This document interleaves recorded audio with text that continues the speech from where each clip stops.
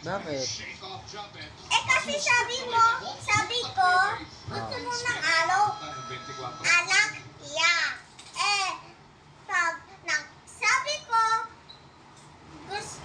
gusto mo ng alak. Oh. Eh sabi mo yes. Oh. Eh kung ayaw mo magtaas ng sugar, sabi mo no, huwag ka uminom ng alak.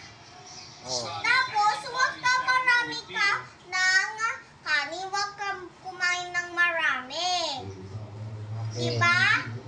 Kung ayaw mo mataas ng sugar. Kasi sabi mo no. Eh, matataas si sugar yun eh. Ah. Gusto mo mataas ng sugar. Puro alak-alak tapos kanin-kanin.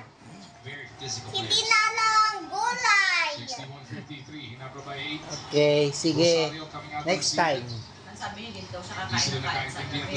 Anong ginawa? Kanin-kanin lang. Next time. Next time. Talaga? Okay, promise. Sige. Titignan mo lagi yung video para hindi mo makalimutan. Okay? Okay. Okay, thank you. Okay.